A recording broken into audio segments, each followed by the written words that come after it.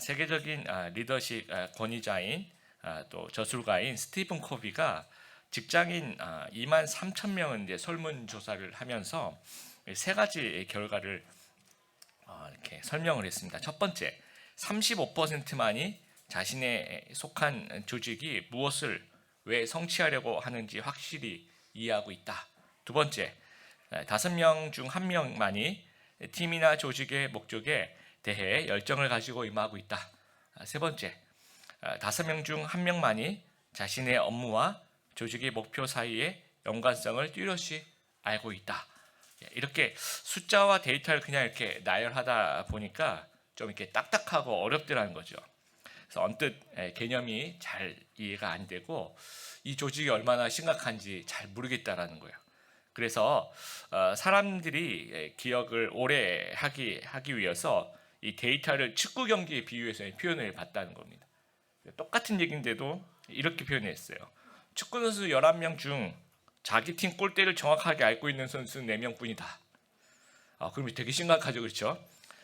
축구 선수 11명 중에서 2명만이 상대 팀과의 경기에서 이기기 위해서 노력하고 있다. 세 번째, 11명 선수 중에서 2명만이 자신의 포지션과 해야 할 일을 정확하게 알고 있다. 또 이렇게 이제 표현을 하니까 이게 얼마나 심각한지를 쉽게 이해할 수 있다라는 겁니다. 이것이 비유를 통한 스토리텔링입니다. 복잡한 메시지를 간단 명료하게 전달하는 힘입니다. 마태복음 13장은 비유장이라고 얘기합니다. 우리가 이제 1절부터 읽었어야 되는데 3절에 보시면 예수께서 비유로 여러 가지를 그들에게 말씀하여 이르시니라고 얘기를 합니다.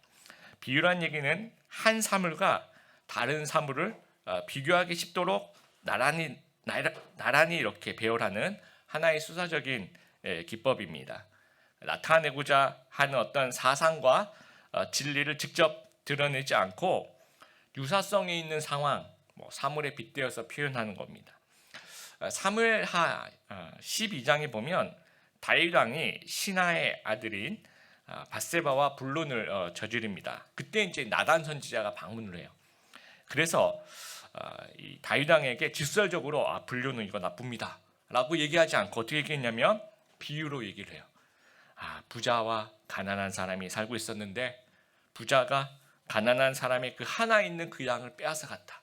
그랬더니 이제 다윗 왕이 화가 나면서 이 일을 한 사람은 죽여야 된다.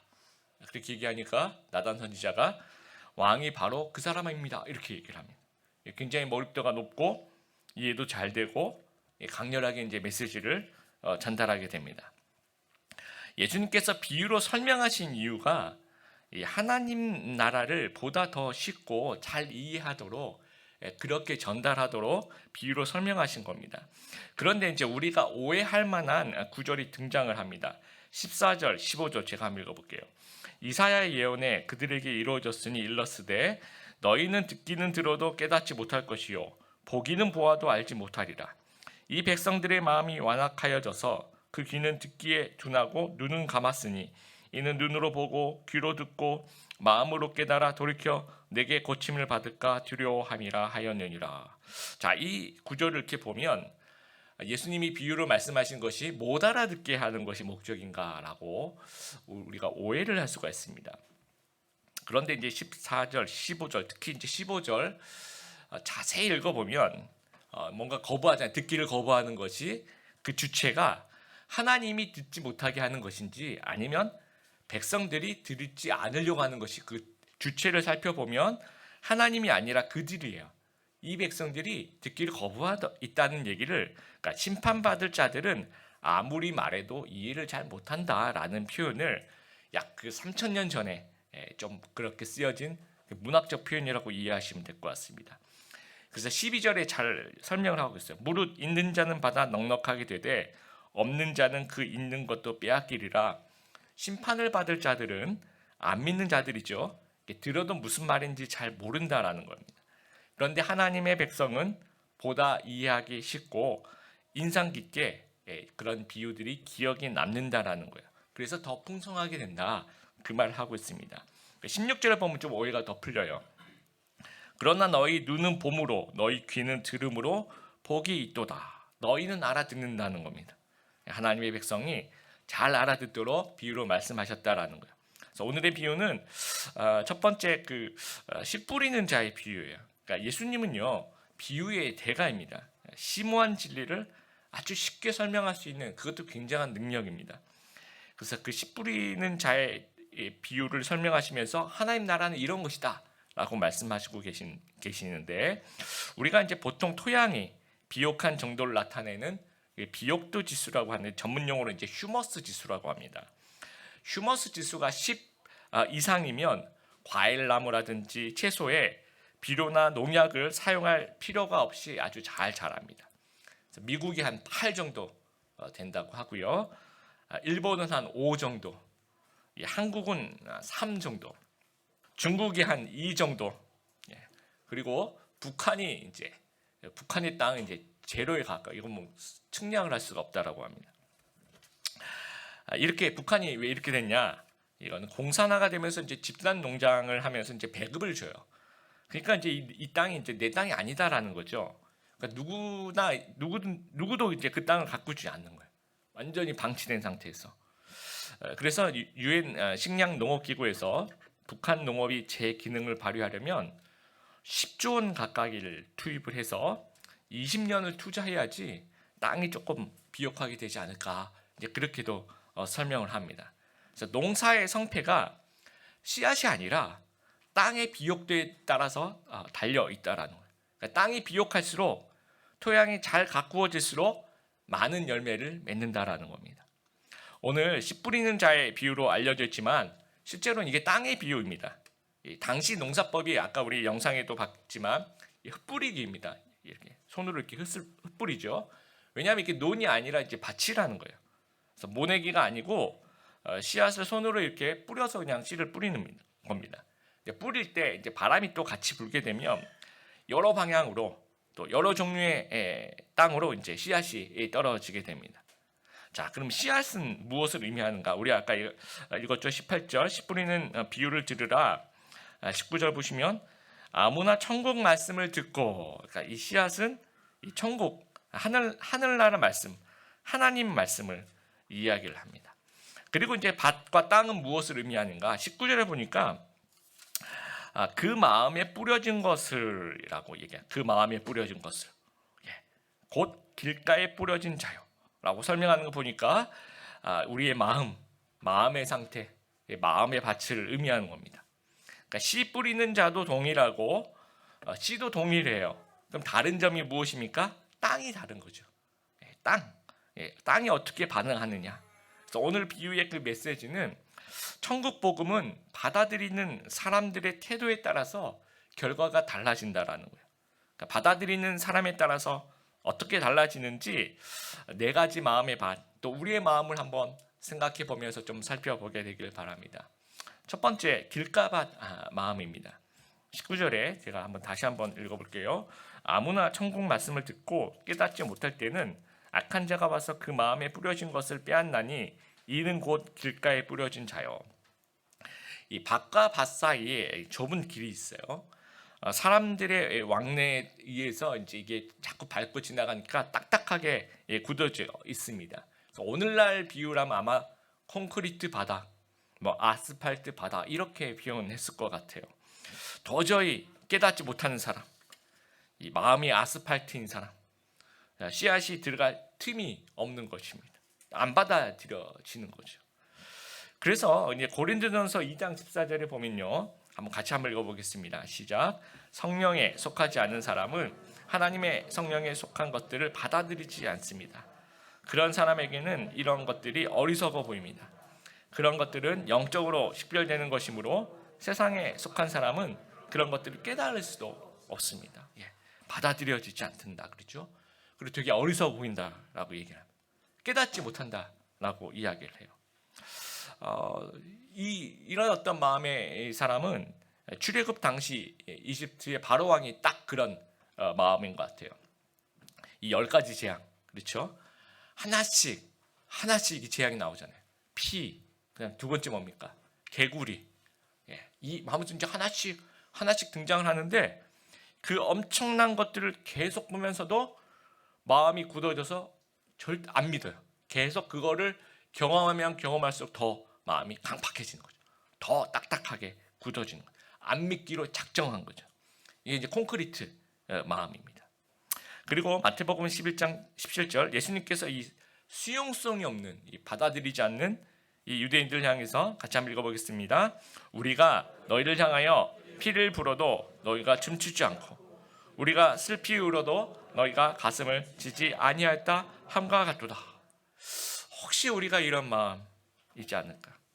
하나님 말씀 아무리 들어도 마음이 이제 철벽을 하고, 그렇죠?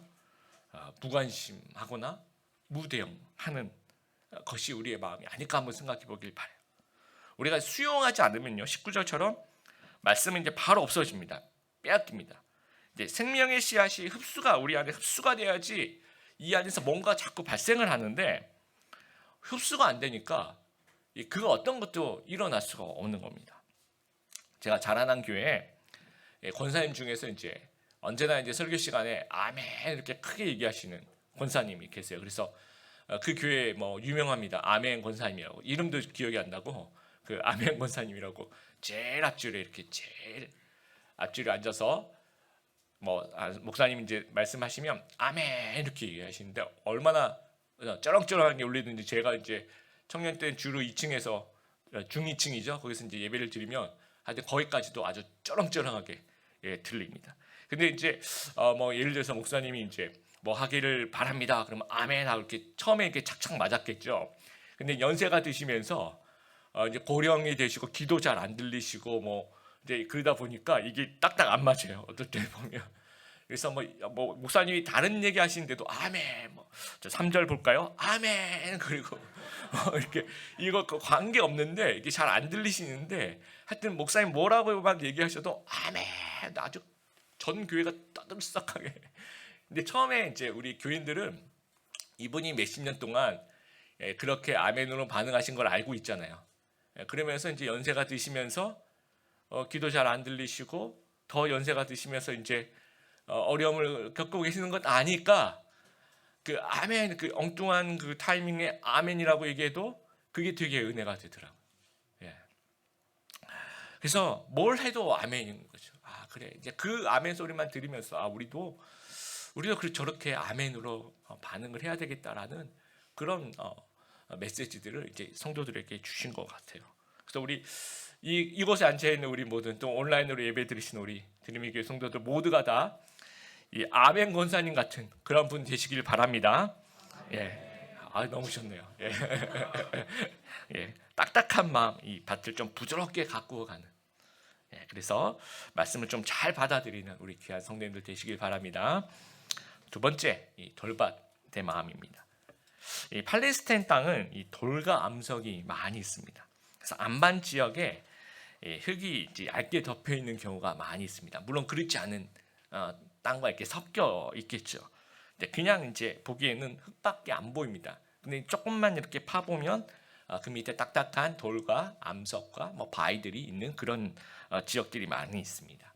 그래서 이제 씨앗을 뿌렸을 때 싹이 나는데 이제 뿌리가 밑에 이제 안반 지역에 걸리는 거죠, 그렇죠? 돌에 걸려서 더 자라나야 돼. 뿌리가 더 깊어져야지 위로 더 올라가는데 이 뿌리를 못 내리는 겁니다. 그러니까 이제 곧 말라 버리는 거죠. 그래서 이제 20절 이 돌밭에 뿌려졌다는 것은 말씀을 듣고 즉시 기쁨으로 받되 21절 그 속에 뿌리가 없어 잠시 견디다가 믿음으로 말미암아 환난이나 박해가 일어날 때는 곧 넘어지는 자요라고 설명을 하고 있습니다.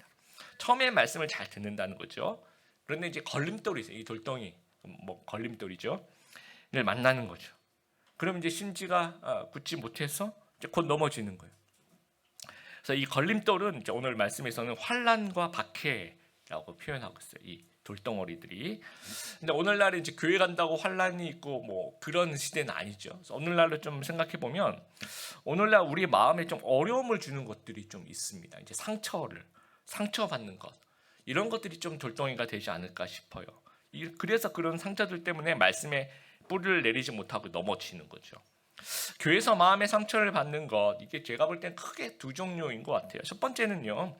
내가 아닌 누군가가 나에게 던지는 돌멩이들이 있어요. 내가 잘못한 게 아니라 그 외부적인 환경이 있죠. 내가 출석하는 어느 교회가 있는데 거기서 이제 상처를 받는 거예요. 뭐 어떤 지도자들의 어떤 비리라든지 어떤 스캔들이라든지 아니면 교회가 막 분쟁에 휩싸인다든지 아니면 뭐 이로 표현할 수 없을 정도로 말도 안 되는 일들이 실제로 한국 교회 안에서 많이 일어나고 있습니다. 들어보면 야 이거 진짜 말도 안 된다라고 이야기하는 것들. 그러면 이제 저희들은 큰 상처를 받죠. 그래서 이것이 이제 우리 마음속에 이제 큰 돌멩이가 이제 외부에서 내 마음속에 던져진 거죠. 예. 그래서 이것이 이제 쌓이면은 우리들이 이렇게 말씀을 들어도 이게 이 밑에 걸리는 거죠. 그래서 뿌리가 더 내리고 싶은데 이 성장이 더 안 되는 겁니다. 그래서 이제 여기 안 되겠다. 그래서 다른 교회로 이제 출석을 합니다. 여기까지는 내 잘못이 아니에요. 어떻게 보면 여기까지는 내 잘못이 아닙니다. 그런데 그 다음 한번 가끔 가다가 이런 분들이 있어요. 새 공동체로 갔어요. 그럼 어떻게 합니까? 이 마음속에 있는 돌멩이는 다 치워내야 되죠. 그런데 새 공동체를 갔는데도 그 돌멩이 탁 치워내고 새로운 마음으로 열심히 신앙생활을 해야 되는데 새로운 공동체에 가서도 그 돌멩이 다 가져가요. 다 주워가지고 다 가져가서 계속 품고 있어요. 그리고 또 꺼내보고 세어보고 묵상하고 이 돌덩어리들 가지고 큐티하고 이러면 이거는 내 잘못이라는 거죠. 무슨 말인지 알겠죠? 그래서 우리 안에 있는 이 돌덩어리들을 이렇게 다 치워내야 됩니다. 그래야지 이 뿌리를 내릴 수가 있다라는 거예요. 그래야지 우리가 정말 이 안에 있는 그 돌들을 다 멀리 다 이렇게 던져버릴 수 있는 귀한 우리 성도님들 되길 바랍니다. 그리고 두 번째 돌덩어리는 내가 스스로 만들어내는 것들이 있어요. 이거는 이제 어떤 작은 일에 상처를 받는 분들이 있어요. 별거 아닌 것 같은데 뭐 지나가다 누가 인사를 안 했어요. 뭐 못 본 거일 수도 있는데 그래서 막 상처를 받고 또 뭐 별말 아닌데 또 뭐 상처받았다라 그리고 막 쉽게 오해하고 저희 교회도 이제 몇 년 전 어느 청년 한 명이 우리 찬양팀에서 이제 가스펠송 부르셨잖아요. 근데 어떤 특정한 가스펠송을 불렀는데 그게 번역이 2개 정도가 있나 봐요. 1번 번역이 있고 2번 번역이 있고. 그래서 뭐 어느 걸 불러도 저는 괜찮을 것 같다고 생각했는데 이 청년 생각에는 1번 번역은 좋고 2번 번역은 안 좋다고 생각했던 것 같아요. 근데 아마 우리가 2번 번역을 불렀던 것 같아요. 그랬더니 어떻게 교회에서 2번 번역으로 부를 수 있냐고 뭐 계속 컴플레인하고 결국은 이제 나가는 것들을 봤어요. 그래서 이게 그럴 만한 일일까라는 생각이 좀 저는 들었습니다.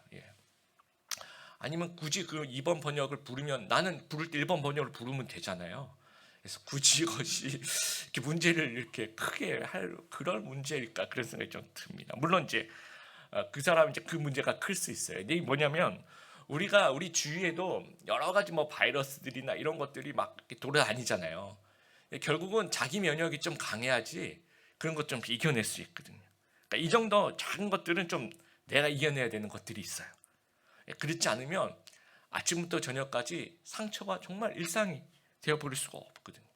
그럴 수밖에 없거든요. 그래서 우리의 마음의 면역력을 좀 그러니까 아까 심지가 견고해야지 이제 뿌리가 내리는 거죠. 우리 심지가 좀 견고해지는. 그래서 교회 생활하면서 받은 우리 마음속에 가지고 있는 상처들, 이 돌덩어리들 좀 다 치워내고 예수님 때문에 믿음 때문에 고난을 당할 때 이게 거대한 바위처럼 느껴질 때도 믿음으로 그 바위를 좀 깨트려 갈 수 있는. 그래서 우리의 성장을 하지 못하게 만드는 이 돌덩어리들 좀 다 치워내고 믿음의 뿌리 내리는 우리 천국 백성 되시기를 주님의 이름으로 축복합니다. 세 번째 가시떨기의 밭입니다. 22절에 가시떨기의 뿌리였다는 것은 말씀을 들으나 세상의 염려와 재물의 유혹에 말씀에 막혀 결실하지 못하는 자요. 이 가시덤불은요 팔레스타인에서 사계절 볼 수 있는 그런 잡초 중에 하나입니다. 주로 이제 개간된 밭 주위에서 자라는데 이 잡초는 이 생명력이 아주 세요. 그래서 주변 식물은 이 잡초 때문에 이 햇빛과 영양분이 다 뺏기는 겁니다. 그래서 잘 못 자라는 거죠. 그래서 이제 막혔다라는 말을 이제 성경에 쓰고 말씀이 막혔다, 가로막혔다. 이 막혔다는 얘기는 이제 뺏어간다는 거예요. 다 뺏어간다는 얘기. 그래서 이제 성도의 그 성장을 방해하는 이제 그 가시떨기들, 이 성장 양분을 다 빼앗아가는 이 가시떨기 이제 2가지가 있는데 첫 번째는 이제 세상의 염려죠. 아주 막연한 두려움입니다. 여러분 티벳 속담에 이런 얘기가 있어요. 들어보세요. 걱정한다고 걱정이 없어지면 걱정이 없겠네. 들어보신 적 있어요? 다시 한번 말씀드릴게요. 아직 이게 무슨 말일까? 예. 걱정한다고 걱정이 없어지면 걱정이 없겠네. 예. 여러분 두려움은 실존하는 것이 아닙니다. 내가 불러오기 때문에 오는 것입니다. 그래서 내가 초청한 그 두려움이 나의 에너지를 이렇게 말아먹어 가는 거죠. 그것이니까 내가 무엇인가 걱정에 팔려서 하나님을 소홀하게 하는 거, 뭐 스펙 걱정에, 막 진로 걱정에, 결혼 걱정에, 육아 걱정에, 막 돈 걱정에, 아이들 교육 걱정에, 막 부동산, 주식 걱정에 팔려서 하나님을 소홀하게 만드는 가는 거. 이것이 이 세상 염려, 이것이 가시떨기, 우리의 영양분, 우리의 에너지를 다 뽑아간다는 겁니다. 그리고 재물의 유혹, 세상이 주는 즐거움이 있어요. 근데 이제 그 즐거움 자체가 나쁘다는 것이 아니라 그 즐거움에 정신이 팔려서 에너지가 이제 거기에 많이 투입이 돼서 하나님 소홀하게 만들어가는, 그것이 돈이 될 수가 있고요, 그 일이 될 수 있고, 또는 그게 친구가 될 수 있고, 약속이 될 수 있고, 또 그것이 어떤 이성이 될 수 있고, 술이 될 수 있고, 도박이 될 수 있고, 게임이 될 수 있고, 유튜버가 될 수 있고, 뭐 넷플릭스가 될 수 있고. 그러니까 삶의 목적보다 삶의 수단에 더 집착하는 거죠. 그래서 시간과 에너지를 다 빼앗깁니다. 우리 햇빛과 영양분 다 뺏어 가는 거예요. 그래서 열매를 맺지 못하게 하는 겁니다. 일의 격이라는 책에 이런 이야기들이 있더라고요. 삶을 추구하는 방식이 있는데 이게 영어로 이제 do, have, be, 이게 뭐 무슨 얘기인지 알죠? do 뭐 하는 거, have는 이제 뭐 소유하는 걸 얘기하는 거죠. be는 뭐 존재, 뭐 이런 걸 얘기하는 건데 잘못된 순서가, 우리가 삶을 살아가면서 주로 이렇게 한대요. do 또는 have를 먼저 하는 거죠. 내가 뭐 열심히 해서, 아니면 내가 뭘 가지면, 내가 뭘 소유하면, 내가 뭘 이루면, 그 다음에 그래서 존재, 멋있는 존재가 될 거야라고 생각하는데 그게 잘못됐다는 거예요. 올바른 순서가 뭐냐면 B가 먼저 나오는 거예요. B가 먼저 나오고 그 다음에 do 다음에 have가 나온다는 거예요. B, 내가 이미 어떤 존재라는 거예요. 그래서 어떤 행동과 소유를 가져간다는 겁니다. 내가 돈을 벌어서 부자가 되면 좋은 아빠가 되는 것이 아니고 내가 그냥 아빠라는 거예요. 그러니까 자녀들과 함께 좋은 관계를 가져간다는 겁니다. 내가 뭘 해서, 뭘 소유해서 하나님의 자녀가 되는 것이 아니고 이미 하나님의 자녀라는 겁니다. 그럼 거기에 맞는 행동과 소유를 하게 된다라는 얘기예요. 자, 여기 가시떨기 마음은 어떤 마음일까요? do나 have를 먼저 하는 마음. 그러면서 나중에 B가 될 거야라고 생각하면서 이게 우리를 속여가는 겁니다. do나 have를 하는 그 시간 동안에 우리의 시간과 에너지 모든 걸 다 빼앗아 가는 거예요. 여러분, 하나님보다 더 에너지를 쏟는 것, 하나님 말고 에너지를 뺏기는 대사, 이게 다 가시떨기입니다. 이거 하다 보면 너무 힘들어서 신앙생활 소홀하게 만드는 것, 이것이 나의 가시떨기가 될 것 같습니다. 이 나의 가시떨기 다 버리고 능동적으로 그것들을 좀 잘라내어 버릴 수 있는 귀한 우리 성도님들 되기를 바랍니다. 네 번째로 이 옥토밭 마음입니다. 아주 좋은 땅이죠. 흡수력이 좋죠. 좋은 땅이 뿌려졌다는 것은 말씀을 듣고 깨닫는 자니 결실하여 어떤 것은 100배, 어떤 것은 60배, 어떤 것은 30배가 되느니라 하시니라. 이 진리에 대한 흡수력이 강한 마음의 상태입니다. 듣고 깨닫고 열매를 맺는다는 거죠. 누가복음 8장 15절에 이렇게 설명합니다. 하나님의 말씀을 듣고 그 말씀을 굳게 지켜서 좋은 열매를 맺는 사람들이다. 그래서 이 100배의 결실을 맺는다. 이게 좀 비유적인 표현일 수도 있겠다라고 생각하는데 그렇지 않습니다. 여러분, 창세기 26장 12절에 보면 이삭이 그 땅에서 농사하여 그 해에 100배나 얻었고 여호와께서 복을 주심으로. 이삭이 하나님께 복을 받아서, 이거 비유적 표현이 아니라는 거죠. 진짜 100배 결실을 맺었다라는 겁니다. 18세기 미국의 영적 대각성을 이끈 조나단 에드워드라는 목사님이 계세요. 그러니까 1741년 7월 8일 코네티컷 앤필드라는 곳에서 이제 설교를 하세요. 근데 그 설교 제목이 굉장히 뭐 세계적인 명설교라고 얘기하는 제목이 이렇습니다. 진노한 하나님의 손에 붙들린 죄인들. 진노한 하나님의 손에 붙들린 죄인들. 그 내용이 어떤 내용이냐면 우리는 죄인이라는 거예요. 그래서 이제 지옥에 갈 수밖에 없는 거예요. 그래서 하나님의 진노를 받을 수밖에 없는 사람들인데 회개를 해야 된다라는 거죠. 그래서 이게 회개를 촉구하는 그런 어떤 뭐 아주 그냥 웅변을 잘하고 그런 것도 아니고요. 뭐 외치고 막 그런 것도 아니고 설교 원고를 그냥 써 오셔가지고 차분하게 이제 읽어 내려갔대요. 근데 그 설교 원고를 차분하게 읽어 내려가는데 이 청중들의 반응이 그 말씀에 반응을 하기 시작합니다. 그래서 내가 죄인이구나, 내가 이제 지옥에 떨어질 그런 사람들이구나 하면서 비명 소리들이 막 신음 소리가 나고 막 부르짖는 소리들이 나고 막 그 소리가 너무 압도해가지고 막 이 진행이 끊기고 뭐 하여튼 뭐 예배가 중단될 정도로 그렇게 엄청난 반응이 일어났다라는. 그리고 막 성도들이 어떻게 해야 되냐, 그럼 내가 하나님의 진노를 피하려면 내가 어떻게 해야 되냐라고 막 묻고 예배 시간에 그런 놀라운 영적 부흥들이 일어났다라는 거예요. 여러분, 정말 이 역사상 가장 위대한 설교예요. 근데 이 설교가 미국은요, 이제 뭐 기독교가 이제 굉장히 믿는 사람들이 많아서 그런지 몰라도 미국 고등학교나 또는 대학교 일부 교과서에 이 설교 전문이 수록이 돼 있어요. 그 정도입니다. 그리고 우리나라에도 책이 출판됐어요. 이런 서점에 가시면 여러분 하나님의 진노한 하나님의 손에 붙들린 죄인들, 조나단 에드워드 책이 나와 있습니다. 그런데 한번 생각해 보세요. 그러면 이 교과서에 나와 있으니까 많은 사람들이 보고 읽었겠죠, 그렇죠? 예. 그런데 그러면 교과서에서 그 설교를 읽은 자들이 그렇죠? 그러면 이게 20세기, 21세기 계속해서 이 설교를 읽었다면 영적인 부흥이 일어나야 될 거 아니에요. 근데 그런 반응이 왜 안 나오냐는 거죠. 무엇이 문제냐는 거. 똑같은 설교를 계속 출판이 되어서 사람들이 읽는데 왜 어떤 사람들은 부흥의 역사들이 일어나고 어떤 사람들은 그냥 교과서구나 이렇게 넘어가느냐는 거죠. 이것은 말씀의 씨앗이 문제가 아니라 마음의 밭의 문제라는 거예요. 그러니까 18세기 그 마음의 밭이 옥토였다는 거죠. 그래서 영적 대각성이 일어났다는 겁니다.